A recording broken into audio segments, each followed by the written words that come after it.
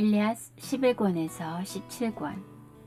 다음날 새벽 11권에서 양군이 다시 접전을 벌이던 중 총사령관다운 면모를 보이며 종횡무진 전장을 누비던 아가멤논이 부상을 입는다. 디오메데스는 헥토르를 죽이려다 오히려 파리스가 날린 화살에 발을 맞고 디오메데스의 발에 박힌 화살을 뽑아준 오디세우스도 트로이아 군사들 가운데 고리무원이 되어 부상을 입고 메넬라우스와 아이아스의 도움으로 막사로 돌아온다. 이처럼 그리스 주요 영웅들 3명이 전투에서 물러난 데다 파리스가 디오메데스에 이어 마카온을 활로 맞추자 네스토르는 힘겹게 마카온을 데리고 그리스 진영으로 돌아온다. 이때 멀찌감치 함선 곁에서 이를 본 아킬레우스는 네스토르가 데리고 온 부상자가 누구인지 파트로클로스에게 알아보게 한다. 호메로스는 이 지점을 Here indeed was the beginning of the ill that presently befell him. 실로 파트로클로스에게 머지않아 닥칠 불행의 시작이었다 라고 읊어 그에게 다가올 운명을 예견해준다. 막사로 찾아온 파트로클로스를 반가이 맞아들이며 네스토르는 파트로클로스의 아버지가 했던 당부를 상기시키며 설득한다. My son, Achilles is of nobler birth than you are, but you are older than he. Though he is far the better man of the two, counsel him wisely, guide him in the right way, and he will follow you to his own profit. Thus did your father charge you, but you have forgotten. Nevertheless, even now say all this to Achilles if he will listen to you. 내 아들아, 혈통에 있어서는 아킬레우스가 더 고귀하지만 나이는 네가 더 위다. 힘은 그가 훨씬 더 세지만 말이다. 그러니 너는 지혜롭게 조언하여 그를 올바르게 인도하여라. 그러면 그도 자신의 이익을 위해 네 말에 따르게 되리라. 이와 같이 그대의 아버지가 그대에게 책임을 맡겼거늘 그의 이지 모양이구려. 그렇지만 지금이라도 아킬레우스에게 이 모든 일을 말하게나 그대의 말을 들을지 모르니. 이어 네스토르는 친구의 충원에도 불구하고 아킬레우스가 끝내 전투에 참가하지 않겠다면 전세가 심각하니 파트로클로스라도 아킬레우스의 무구를 입고 싸워달라고 부탁한다. 아버지까지 거론하는 네스토르의 설득에 파트로클로스의 마음이 움직인다. 앞서 7권의 끝에서 그리스군은 전우들의 시신을 화장한 후 흙을 모아 큰 무덤을 만들어주고 거기에 의지해 그들 자신과 함선을 에워싸는 방벽과 탑을 세우고 방벽 주위에 홀을 파두었다. 이제 12권에서 트로이아군은 그리스 진영의 호에 이르렀고 헥토르는 전차에서 내려 군대를 5부대의 보병으로 나누어 밀집 대열을 이루게 한다. 홀을 건너 방벽을 무너뜨리고 그리스군의 함선을 불태우려는 계획이다. 홀을 건너려 할 때 뱀을 낚아챈 독수리가 나타나는데 뱀에게 가슴을 물리자 독수리는 고통스러워하며 트로이아 군사들 위에 뱀을 던지고 날아가 버린다. 폴리다마스는 이를 포르툰, 즉 불길한 전조라고 더 전진하는 것을 만류하지만 헥토르는 There's one woman and one only that a man should fight for his country. 최선의 전조는 오직 하나뿐. 그것은 바로 조국을 위해 싸우는 것이오. 이렇게 영웅답게 말하고 앞장서자 군사들도 함성을 지르며 뒤따른다. 방벽 곳곳의 소란 속에서 제우스가 자신의 아들 사르페돈을 분기시키자 사르페돈은 2자루의 창을 휘두르면서 나아가며 친구에게 말한다. Glaucus, why in Lycia do we receive a special honor as regards our place at table? Why are the choicest portions served us, and our cups kept brimming? And why do men look up to us as though we were gods? Moreover, we hold a large estate by the banks of the river Xanthus, filled with orchard lawns and wheat-growing land. It becomes us, therefore, to take our stand at the head of all Lycians, and bear the brunt of the fight, that one may say to another, Our princes in Lycia eat the fat of their land, and drink best of wine, but they are fine fellows. They fight well and are ever at the front in battle. My good friend, if when we were once out of this fight, we could escape old age and death, henceforward and forever, I should neither press forward myself, nor bid you to do so. But death in 10,000 shapes hangs ever over our heads, and no man can elude them. Therefore let us go forward, and either win glory for ourselves, or yield it to another. 글라우코스여, 르키아에서 우리가 식탁의 윗자리와 가장 좋은 고기와 가득한 술잔을 남달리 존경받으며 모든 이들이 우리를 신처럼 우러러본 것은 대체 무엇 때문인가? 게다가 우리는 크산토스강 제방 옆 가수원과 밀밭이 딸린 아름답고 큰 영지를 차지하고 있지 않은가? 그러니 우리가 리키아인들의 선두대열에 서서 치열한 전투 속으로 뛰어들어야 마땅하오. 그래야 단단히 무장한 루키아인들 중에 누군가가 이렇게 말할 것이오. 과연 루키아 땅을 다스리는 우리의 왕들은 불명예스러운 자들이 아니군요. 그들은 살진 가축을 먹고 최상의 포도주를 마시지만 힘에서도 뛰어난 자들입니다. 저렇게 우리의 선두대열에서 싸우고 있으니 말이죠. 친구여, 만일 우리가 이 싸움을 피함으로써 영원히 늙지도 죽지도 않을 운명이라면 나 자신도 나서지 않을 것이며 그대에게도 이렇게 등을 떠밀지 않을 것이요. 허나 인간으로서는 피할 수 없는 숱한 죽음의 운명이 여전히 우리를 위협하고 있으니 자, 앞으로 나아가세. 우리가 적에게 영광을 주든 아니면 적이 우리에게 영광을 주든. 진정한 지도자 혹은 영웅이란 어떤 사람인가를 명쾌하게 정의 내리는 연설이다. 또한 필멸의 인간에게 있어 명예로운 죽음이란 어떤 것인지 생각해 보게 한다. 지도자는 자신을 존경하며 믿고 따르는 이들을 위해 용감하게 싸워야 하고 언젠가는 죽어야 할 생명을 걸고서라도 명예를 지켜야 한다고 말하고 있다. 샤르페도네의 연설을 오늘날의 지도자들에게 들려준다면 어떻게 받아들일지 궁금해진다. 마침내 헥토르가 큰 돌덩이로 문을 부수고 방벽 안으로 들어가는 길을 틈으로써 방벽을 둘러싼 양군 사이의 팽팽한 접전의 균형이 깨지고 트로이아군이 그리스군의 진영으로 물밀듯 쏟아져 들어간다. 13권과 14권에서는 플롯의 전개가 두드러지게 지체된다. 어떤 신도 개입하지 않을 것이라 믿은 제우스는 이쯤에서 트로이아군에게 더는 마음을 쓰지 않는다. 하지만 포세이돈은 제우스 몰래 그리스군의 사기를 복돋아 준다. 포세이돈의 비호 아래 두 아이아스는 밀집 대열로 함선 중앙 쪽에서 헥토르에게 맞섰고 왼쪽에서는 이도메네우스와 메리오네스가 트로이아군의 많은 병사들을 죽이고 있었다. 그러니 헥토르와 트로이아군은 단단히 막혀 함선으로 향하지 못하고 있었다. 이렇듯 해치하는 양군의 함성이 하늘에 닿는 듯했다. 함성을 듣고 막사 밖으로 나온 네스토르와 아가멤논, 디오메데스 그리고 오디세우스, 이들은 방벽이 뚫린 것을 보게 된다.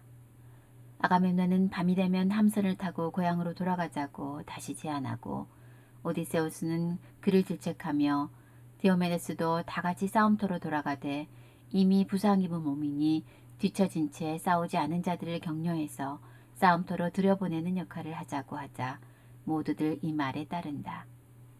한편 전장에서 홀로 동분서주하는 포세이돈을 본 헤라는 그를 돕고자 한껏 몸치장을 한 후 아프로디테를 불러 누구의 마음이든 얻을 수 있는 수놓은 띠를 감언이설로 빌리고 잠의 신을 찾아가 자신이 제우스를 껴안고 눕거든 제우스가 곧 잠들게끔 만든다. 그리하여 제우스가 헤라의 품에서 사랑과 잠에 취해 잠들자 포세이돈이 마음껏 그리스군을 지원한 덕분에 아이아스가 내리친 돌에 가슴을 맞은 헥토르가 정신을 잃고 쓰러진다. 곧 전우들이 그를 에워싸고 싸움터 밖으로 데려가자 그리스군은 더욱 맹렬히 공격하고 헥토르 없는 트로이아군은 두려움에 떨며 퇴각한다. 15권에서 제우스는 잠에서 깨어나자마자 싸움터를 내려다본다. 트로이아군이 쫓기고 있었고 그들을 쫓는 그리스군을 포세이돈이 이끌고 있었으며 들판에 누운 헥토르는 피를 토하고 있는 게 아닌가. 헤라는 자신의 개입을 부인하고 제우스는 그녀에게 이리스와 아폴론을 데려오라고 말하면서 조만간 아킬레우스의 무구를 입고 참전할 파트로클로스의 죽음과 아킬레우스의 참전, 그리고 헥토르의 죽음과 트로야의 함락으로 이어질 모든 일을 예언한다. 헤라에게 자신의 의지와 계획을 가장 먼저 알려줌으로써 제우스가 남편의 도리를 지켰다고 할 수 있겠지만 독자의 입장에서는 제우스가 난데없이 스포일러가 된 셈이다. 테티스의 간청대로 아킬레우스의 소망을 이룰 때까지는 제우스는 불사신 중 누구도 그리스군을 돕게 놔두지 않을 것임을 재차 다짐한다. 제우스는 이리스를 포세이돈에게 보내 전쟁에서 그만 손을 떼라고 명령한다. 포세이돈은 메신저로 온 이리스에게 신들의 계보에서 자신의 위치를 분명히 알려준다. Great heaven, strong as Jove may be, he has said more than he can do. If he has threatened violence against me, who am of like honor with himself, we're three brothers whom Rhea bore to Saturn, Jove, myself, and Hades who rules the world below. Heaven and earth were divided in three parts, and each was to have an equal share. When we cast lots, it fell to me to have my dwelling in the sea forevermore. It took the darkness of the realms under the earth, while air and sky and clouds were the portion that fell to Jove. But earth and great Olympus, and the common property of all. Therefore I will not walk as Jove would have me. 이런 제우스가 강하기로서니 몹시 거만하게 말하는군. 명예에서 그 자신과 동등한 나를 의사의 반에 힘으로 얻어 발에들다니. 우리는 크로노스와 레아가 낳은 아들 삼형제로 제우스와 나 자신 그리고 하계를 다스리는 하데스요. 그래서 모든 것이 삼분되어 저마다 동등하게 자기 몫을 차지했소. 우리가 제비를 흔들었을 때 내게는 바다가 영원한 초소로 주어졌고 하데스에게는 땅속 어둠의 세계가 주어졌으며 제우스에게는 대기와 하늘과 구름이 주어졌소. 그러나 대지와 높은 올림푸스는 우리 모두의 공유물이요. 따라서 나는 제우스의 뜻에 따라 살아가지는 않을 것이요. 이렇듯 제우스의 명령에 강한 반감을 드러내는 포세이돈이지만 결국엔 제우스가 연장자임을 인정하고 바다로 돌아간다.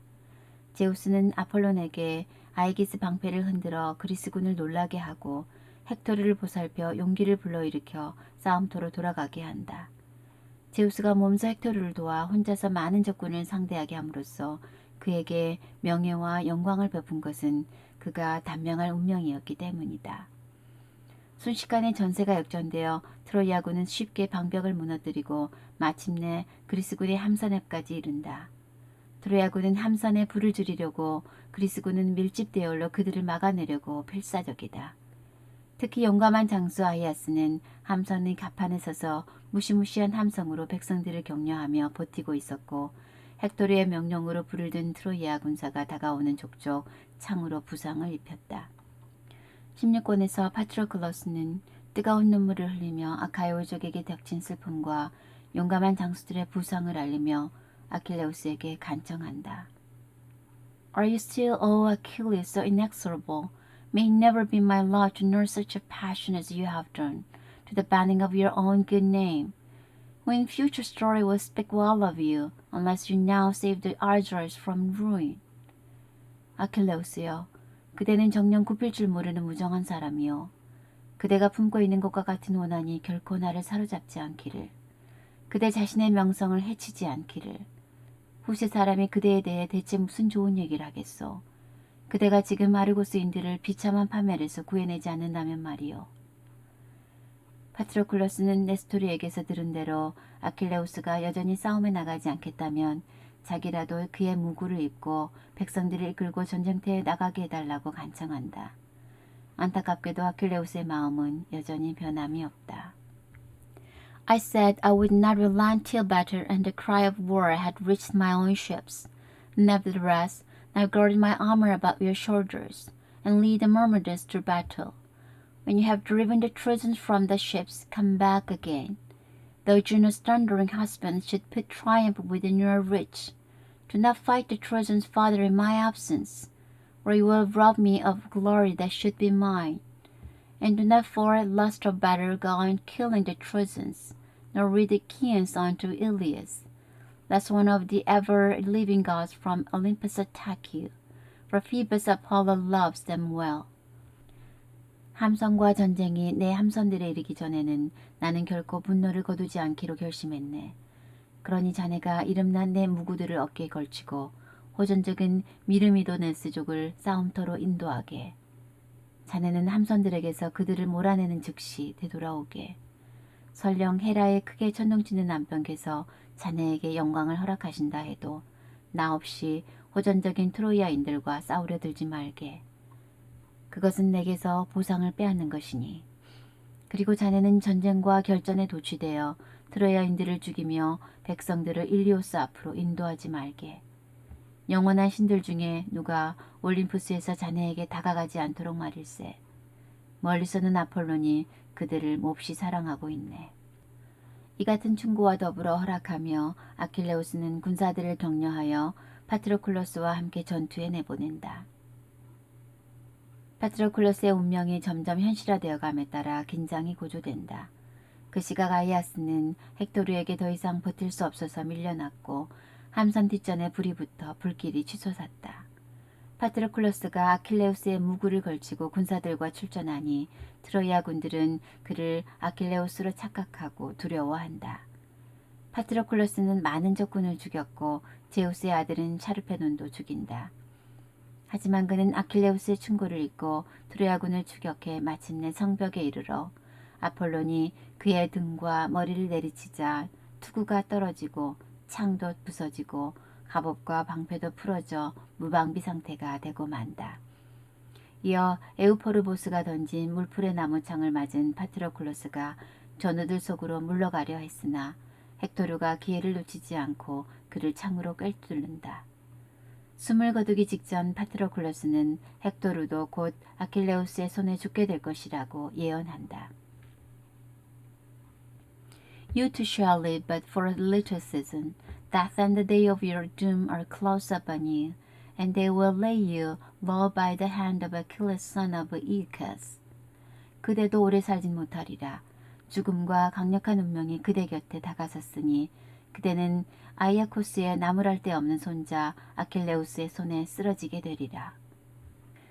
누군가에게서 자신이 곧 죽으리란 예언을 듣는다면 그것도 전쟁의 한가운데서라면 어떤 기분이 들까? 17권에서는 파트로클로스의 시신을 두고 양군 사이에 치열한 공방이 벌어진다. 파트로클로스의 시신을 지키고선 메넬라오스에게 헥토르가 병사들을 이끌고 덤벼들자 메넬라오스는 잠시 물러났다가 아이아스를 데리고 다시 파트로클로스에게 돌아온다. 파트로클로스의 무구를 벗긴 헥토르는 전우들이 그 무구를 도성으로 운반하려 하자 자신의 무구를 벗고 그것으로 갈아입는다. 이 모습을 제우스가 내려다본다. When Jove, lord of storm clouds, saw Hector standing aloof, when arming himself in the armor of son of Peleus, he wagged his head and muttered to himself, saying, Ah, poor wretch, you arm in the armor of a hero, before whom many other trembles, and you reck nothing of the doom that is already close upon you. You have killed his comrade so brave and strong, but it was not well that you should strip the armor from his head and shoulders. I do indeed endow you with great might now, but as against this you shall not return from battle, to lay the armor of the son of Peleus before Andromache. 구름을 모으는 제우스는 헥토르가 신과 같은 펠레우스의 아들의 무구를 입는 것을 멀리서 보고 머리를 흔들며 자신의 마음을 향해 말했다. 가르나도다. 죽음이 임박했는데도 죽음을 생각하지 않는구나. 다른 사람들이 두려워 떠는 가장 용감한 전사의 불멸의 무구를 네가 입고 있으니 말이다. 너는 그의 점잖고 강력한 전우를 죽였고 너답지 않게 그의 머리와 어깨에서 무구를 벗겨냈구나. 하지만 싸움터에서 돌아오는 너에게서 안드로마케가 펠레우스의 아들의 이름난 무구를 받아드는 일은 영영 없을 것이니 이에 대한 보상으로 내 이제 너에게 큰 힘을 주리라. 이 무구를 입음으로 인해 헥토르가 더 이상 돌아올 수 없는 길에 들어선 것을 본 제우스가 탄식한다. 헥토르가 이 전쟁에서 곧 죽게 될 것이기에 그의 아내 안드로마케가 그의 무구를 받아드는 일은 영영 없을 것을 안타까이 여겨 제우스는 헥토르의 몸에 무구가 꼭 맞아들게 해주면서 마지막으로 큰 용기를 불어넣어준다. 양군이 파트로클로스의 시신을 둘러싸고 싸우는 동안 아킬레우스는 아직 친구의 죽음을 모르고 있다. 그러나 아킬레우스의 두 말들은 파트로클로스의 죽음을 감지하고 싸움터에서 떨어져 무더미의 비석처럼 꼼짝 않고 울고 서 있었고, 이를 본 마부 아우토메돈도 그 사실을 알게 된다. 아이아스는 아킬레우스에게 파트로클로스의 죽음을 알리도록 네스토르의 발빠른 아들 안틸로코스를 함선으로 보내게 한다. 두 아이아스의 엄호를 받으며 메넬라우스와 메리오네스가 파트로클로스의 시신을 메고 치열한 전투 한가운데를 뚫고 함선들로 향하면서 17권이 끝난다. 호메로스의 영웅들에게 죽은 병사를 대하는 문제는 매우 중요하다. 그렇기에 시신을 화장해주고자 전쟁을 멈추기까지 했던 것이다. 또한 죽은 병사의 무구를 빼앗기는 것도 불명예이지만 시신을 빼앗기는 것은 더더욱 불명예가 아닐 수 없다. 파트로클로스가 입고 있던 무구를 이미 빼앗겼기에 그리스군은 자신들의 목숨까지 바칠 각오로 파트로클로스의 시신을 이토록 지키려는 것이다.